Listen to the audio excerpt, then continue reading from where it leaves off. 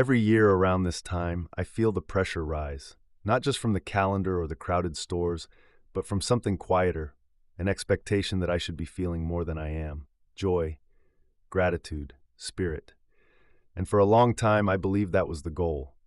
That if I just kept doing the work, healing, meditating, trying, I'd get there. I'd finally become the kind of person who loved the holidays. But I didn't. And now, I'm starting to think that's not a failure. It might be the beginning of something more honest. There are seasons I don't return to. Thanksgiving through New Year, a gauntlet of expectation. Family, money, performance, ghosts. These months arrive like a script I never agreed to. I turn down the volume. I play along just enough to get through.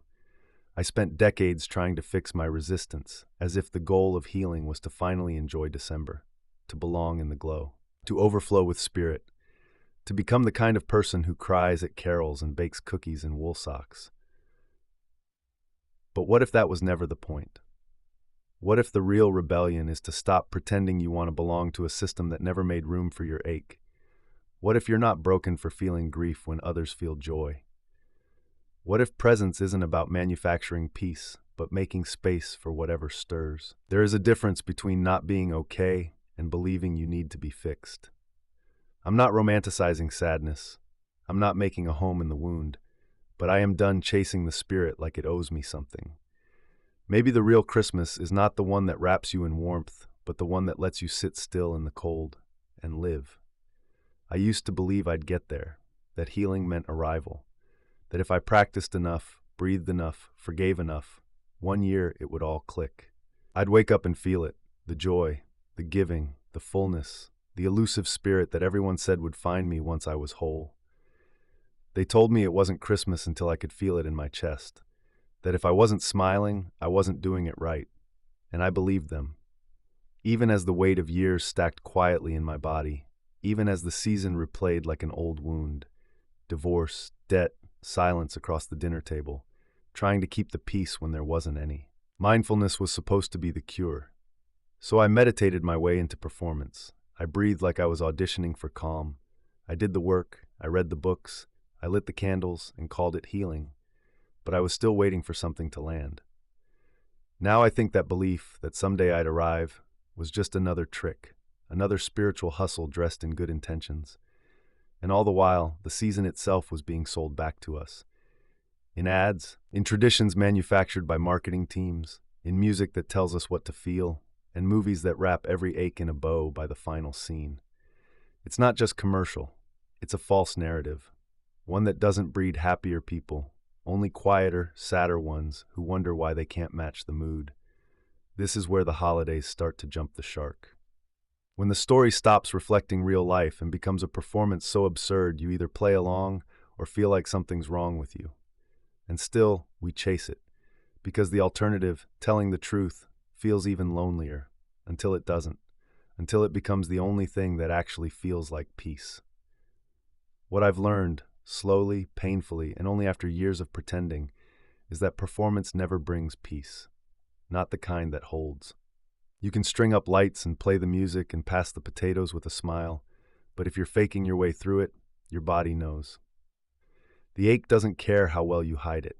Authenticity isn't loud. It doesn't announce itself or demand recognition.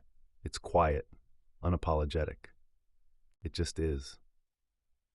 And the strange thing is, once I stopped trying to force the spirit, once I stopped chasing the high of joy and started telling the truth about what I actually felt, something shifted.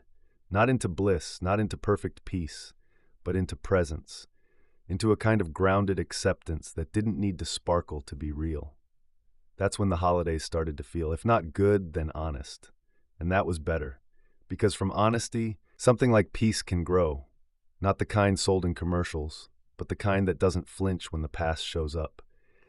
The kind that makes room for both grief and gratitude at the same table. Because maybe that's the real gift, not joy on command, not the illusion of peace, not the story we've been sold, but presence. Not the kind you wrap, but the kind you live through.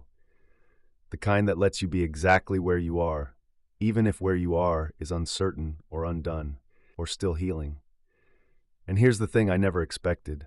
With that presence comes something quieter than happiness, but far more honest. Not sadness, not anger, not disappointment, just me, unperformed, unpolished, authentic, and in that, something like contentment, something like comfort, something like enough. Maybe the holidays don't need to be transformed. Maybe you don't. Maybe the true spirit isn't something you catch. Maybe it's something that comes when you stop trying to be someone else. And maybe, just maybe, when you no longer need the holidays to save you, they finally start to feel real. Maybe this is Christmas. And if you read this and thought, that's sad, maybe I didn't explain myself clearly enough. This isn't about good or bad, not joy or sorrow, not discomfort or peace. It's about honesty. It's about living without a mask.